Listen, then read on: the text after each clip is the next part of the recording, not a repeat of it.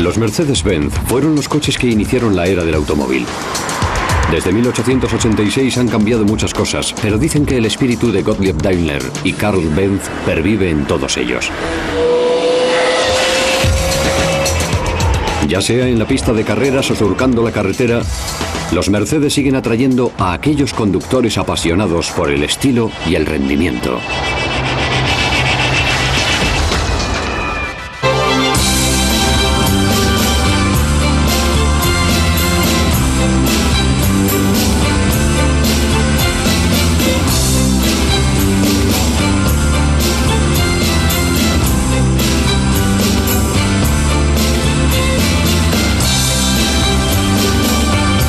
Grandes coches. Mercedes.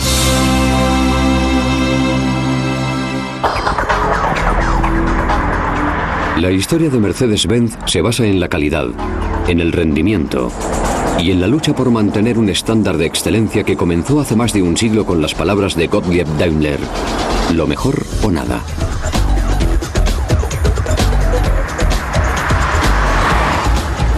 Hoy, Mercedes es conocida por sus coches de lujo de alto rendimiento, así como por sus civilizados vehículos todoterreno.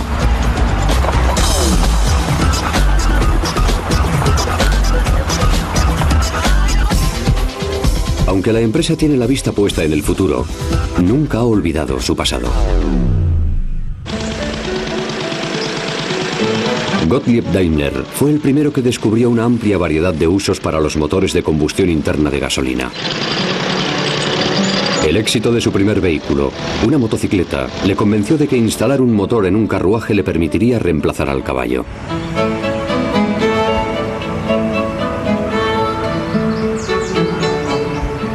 A menos de 100 kilómetros de distancia, Karl Benz desconocía la labor que estaba llevando a cabo Daimler. Estaba desarrollando su propio vehículo. Mientras Daimler colocaba su motor en un carruaje, Benz estaba fabricando el primer automóvil del mundo partiendo de cero. Aquí aparece en una celebración muy posterior. Se condujo por primera vez a finales de 1885 y en el aniversario del día que Benz patentó su motomóvil. El carruaje sin caballo de Daimler debutó varios meses más tarde. Daimler vendía sus motores en todo el mundo, especialmente en Francia, que era el mercado en el que el automóvil tuvo más éxito. La primera carrera de automóviles del mundo tuvo lugar en Francia en 1894. En el acontecimiento intervinieron muchos vehículos que funcionaban con gasolina y vapor y que recorrieron los 125 kilómetros que separan París de Rouen. Carreras como aquella contribuyeron a convencer al mundo de que el automóvil resultaba práctico.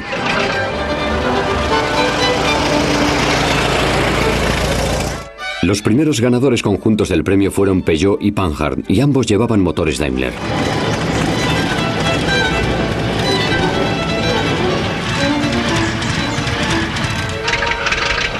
Mientras Daimler buscaba nuevos usos para sus motores, Karl Benz se centró en fabricar coches y pronto se convirtió en el fabricante líder de la naciente industria automovilística.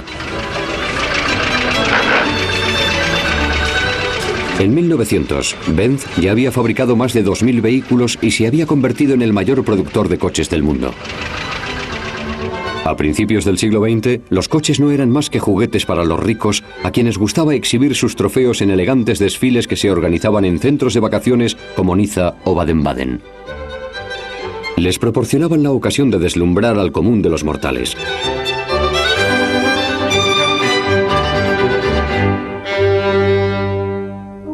Un empresario de éxito austriaco, Jamil Jelinek, que vivía en Niza, fue uno de los primeros admiradores del automóvil. Se ofreció a adquirir 36 coches a Daimler si fabricaba un modelo que ganase la siguiente carrera local.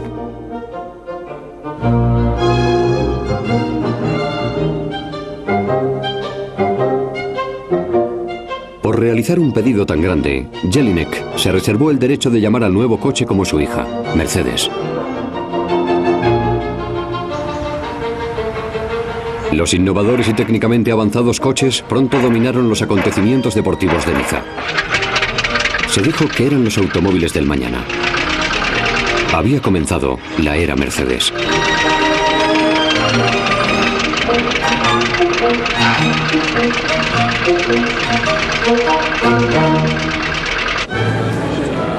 Las carreras eran el campo de pruebas de los automóviles y la competición más importante a principios del siglo XX era el Grand Prix del Automóvil Club de Francia.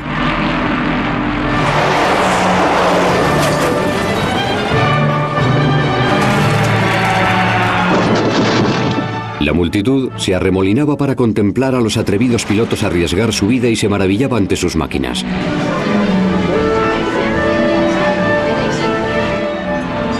En el Grand Prix de 1908, Christian Lautenschwager condujo un Mercedes a la victoria y registró una velocidad media de 110 km por hora.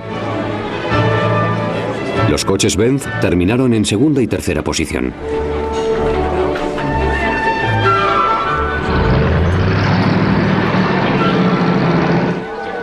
Mercedes volvió a barrer en el Grand Prix de 1914, en el que se alzó con las 3 primeras posiciones. Pero las victorias alemanas recibieron una fría respuesta por parte del público francés. Ya se presentía la guerra, que comenzaría solo un mes después.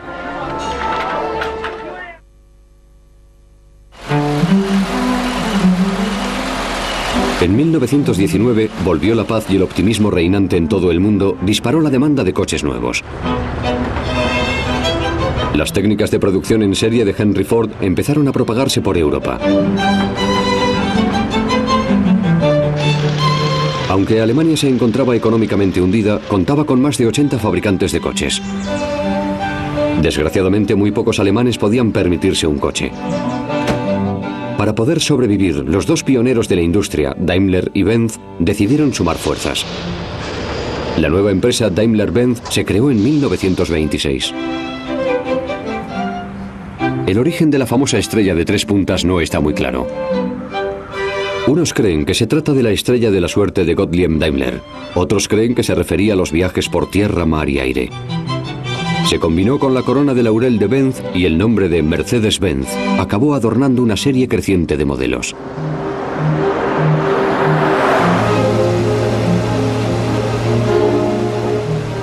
Mercedes fabricaba coches para la gente elegante y acomodada.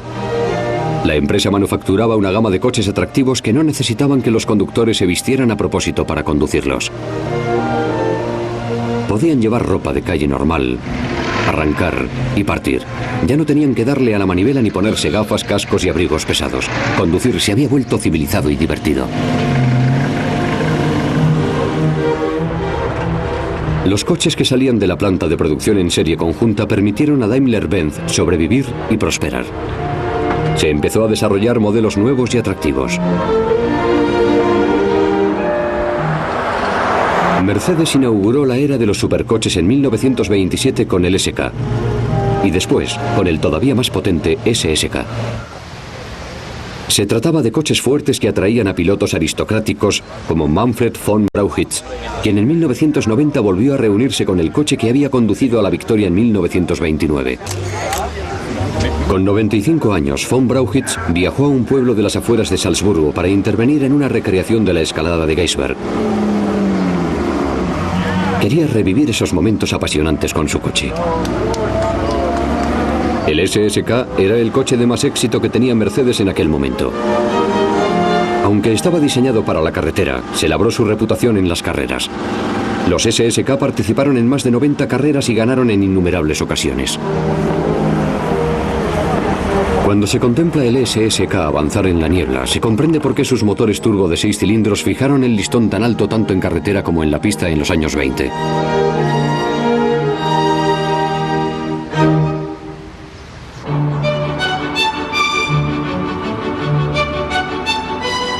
Mientras el SSK ganaba carreras, se estaba gestando una nueva generación de coches de pasajeros.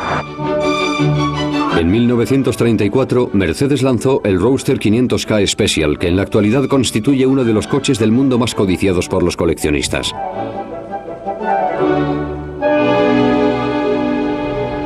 Se trataba de un coche de alto rendimiento, que normalmente iba equipado de una hermosa carrocería hecha a medida, que lo transformaba en uno de los coches más atractivos jamás diseñados.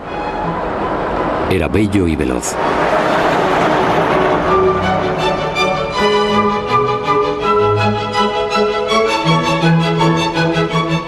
Tenía un potente motor de 8 cilindros y 5 litros que generaba una potencia de 100 caballos.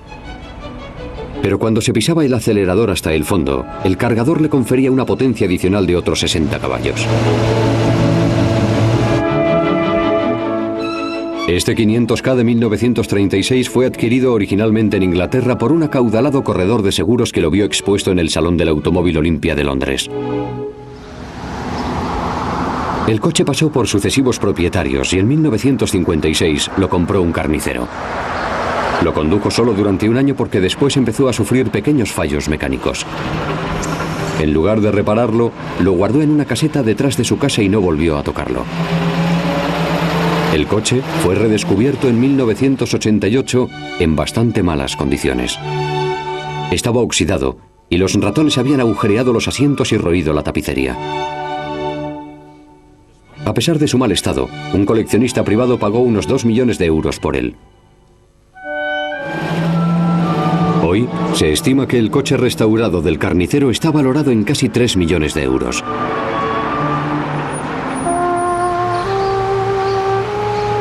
En 1936, Mercedes presentó un nuevo modelo turbo, el 540K. Era el paso natural a seguir después del 500K. Se trataba básicamente del mismo coche, pero con un motor más grande, con más caballos de potencia. Una vez más, diferentes carroceros diseñaron espectaculares carrocerías a medida para este modelo singular. En la segunda mitad de los años 30, el 540K era el vehículo de gama más alta de Mercedes. Hoy en día estos coches, muy solicitados por los coleccionistas serios y ricos, cuestan millones de euros. El 500K y el 540K representaron un máximo al que solo aspiraba la gente que podía permitirse los mejores coches y los más rápidos.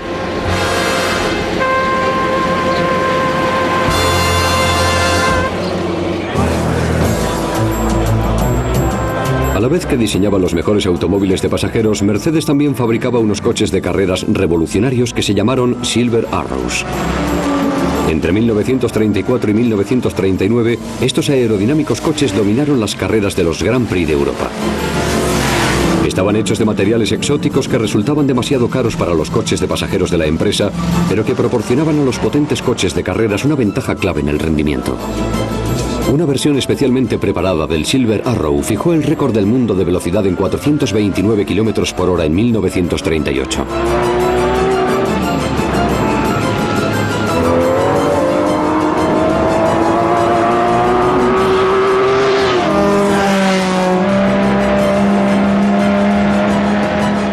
Los pilotos, que no llevaban cinturones de seguridad y vestían cascos de tela, se convertían en héroes como las estrellas de cine de hoy en día, para las hordas de aficionados que acudían a ver sus hazañas que desafiaban a la muerte.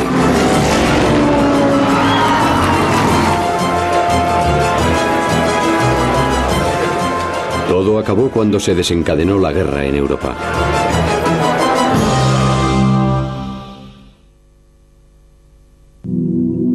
Cuando terminó la guerra, Daimler-Benz había desaparecido prácticamente. Reconstruir la empresa y volver a crecer exigiría un esfuerzo extraordinario. El boom de la demanda de automóviles en la posguerra contribuyó a su recuperación. Daimler fue capaz de recomponer sus máquinas y reanudar la producción de coches. Atrajo a una mano de obra cualificada que agradeció tener la oportunidad de reconstruir la empresa. A principios de los años 50, la producción de nuevos coches se había recuperado.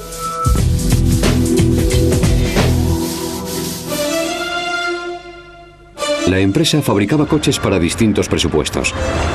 Para quienes podían permitirse el lujo y el alto rendimiento, estaba el 300S. Su motor de 3 cilindros y 3 litros enseguida se exprimió al máximo y dio vida al espectacular 300SL, siglas de Deportivo Ligero en alemán. El 300SL entró en escena en 1952. Su motor de alta revolución se instaló tanto en cupés como en deportivos. Este modelo ganó o quedó en segunda posición en todas las grandes carreras en las que participó, incluidas Le Mans y la apabullante carrera panamericana de 35.000 kilómetros de recorrido. Fue un regreso a la competición triunfal. En 1954 Mercedes ya estaba lista para entrar en el circuito de Fórmula Grand Prix con el W196. Este modelo debutó en el Grand Prix de Francia y copó los 2 primeros puestos.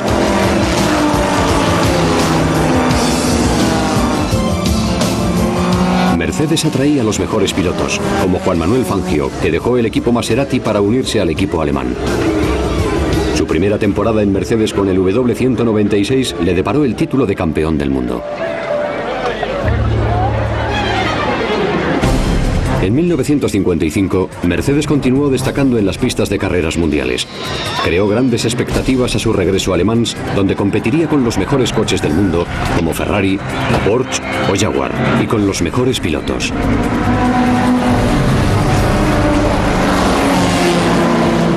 La célebre carrera europea congregó a más de 250.000 espectadores. El público se quedó extasiado contemplando cómo los coches batían un récord en cada vuelta. Entonces golpeó la tragedia. Un Mercedes chocó con un Austin Healey y estalló en llamas saliéndose de la pista. El coche incendiado arrasó las gradas, donde mató a 80 personas e hirió a cientos más. Mercedes se retiró de la carrera y de la competición en general. La empresa tardaría 40 años en volver a la Fórmula Grand Prix. Pero las carreras inspiraron la creación de un nuevo coche. Utilizaba el mismo chasis tubular y estilo de carrocería que los coches de la carrera panamericana. Un volante ajustable ayudaba a los pilotos a entrar y salir. Llevaba un motor de inyección de 3 litros que lo convertía en una estrella. Había nacido el 300 SL. Sus distintivas alas de gaviota lo convirtieron en uno de los coches más espectaculares de su época. Aunque Mercedes se había retirado de las carreras, había propietarios privados que competían con el 300 SL en circuitos de todo el mundo. Su pedigrí como coche de carreras le ayudaba a sobresalir entre la competencia. Y su velocidad máxima de 256 km por hora le convertía en un serio adversario de los Corvette y otros coches de carreras de la época. Se convirtió en un objeto de culto para las celebridades y los aficionados a los coches. Muchas de las 1.400 unidades del modelo 300 SL que se fabricaron han sobrevivido hasta la actualidad. Su estilo y su fiabilidad en la carretera les han hecho muy populares entre los coleccionistas, a quienes les encanta reunirse para conducir juntos sus preciadas posesiones. Un 300 SL Gullwing Coupé en perfecto estado puede alcanzar un precio de más de 200.000 euros. Por eso merece la pena conservarlos relucientes. Las puertas de gaviota resultaban espectaculares, pero había gente que prefería algo más convencional. En los modelos deportivos 190 SL y 300 SL, las revolucionarias alas de gaviota fueron reemplazadas. Algunos tenían capota dura desmontable.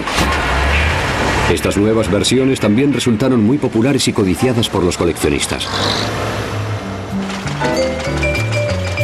A finales de los años 50, Daimler-Benz estaba trabajando en un sustituto para su famosa línea de berlinas. Era una línea que había dado grandes satisfacciones a la empresa, pero necesitaba modernizarse.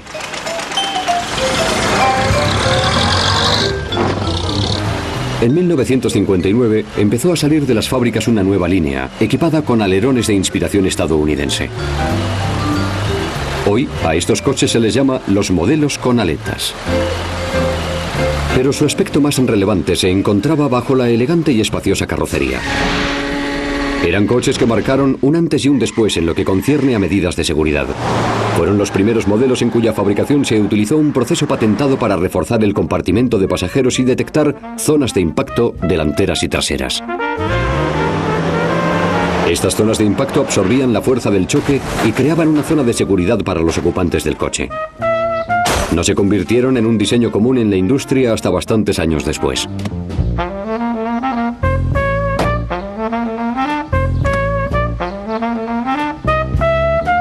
Los interiores también resultaban mucho más seguros. Para mejorar la seguridad de los pasajeros, el salpicadero iba tapizado, el volante estaba acolchado y los mandos eran flexibles e iban empotrados. Entre 1959 y 1968 se fabricaron más de 340.000 coches y chasis utilizando este diseño básico. Esto mantuvo ocupada a la fábrica y además sirvió de base para un nuevo deportivo actualizado.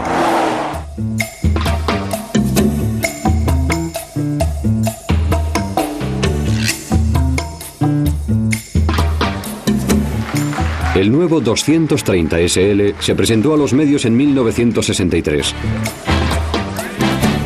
Fue un modelo que tuvo que luchar por eclipsar a sus legendarios predecesores, el 300 SL y el 190 SL.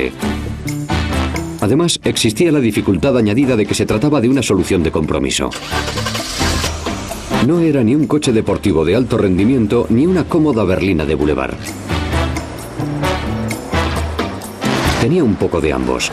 Ofrecía confort, seguridad, un buen rendimiento y un estilo atractivo, aunque un poco polémico. La disputa se centraba en las vanguardistas ventanillas laterales y en el techo cóncavo. Según el diseñador, las ventanas contribuían a la seguridad al incrementar la visibilidad del conductor. Y el techo incrementaba las posibilidades de supervivencia en caso de accidente al endurecer el coche. Al principio la gente no estaba muy segura de qué pensar cuando veía uno por la calle.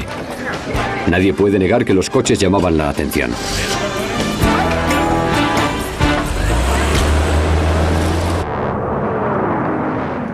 Si bien el 230 SL y su sucesor el 280 SL no fueron famosos por su rendimiento, sí que registraron algunos éxitos en rallies.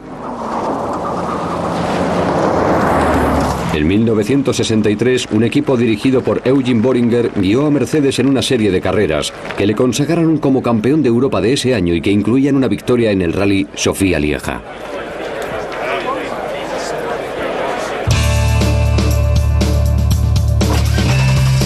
En 1971 se lanzó un nuevo deportivo, el 350 SL, que continuaba la tendencia al aumento de la seguridad, el confort y el lujo de toda la línea de productos de la empresa. El bajo consumo también era una preocupación a causa del incremento del precio de la gasolina. Aupados en el lujo y el rendimiento, estos modelos ocuparon un nicho de mercado que ninguna otra empresa sabía satisfacer. Mercedes continuó manteniendo su liderazgo en esa categoría con el 500 SL, otro coche diseñado con el lujo deportivo en mente.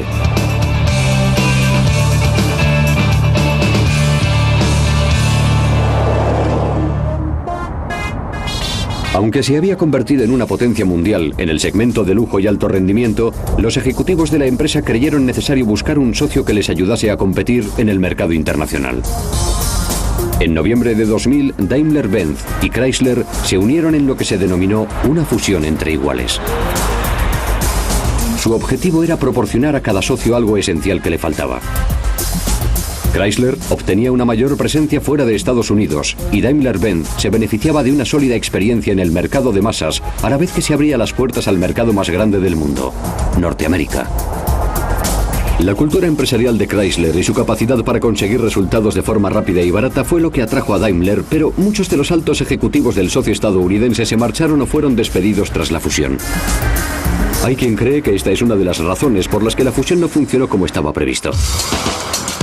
Aunque la relación pasó por altibajos, Mercedes pudo desarrollar una nueva gama de vehículos que incluían un todoterreno de lujo.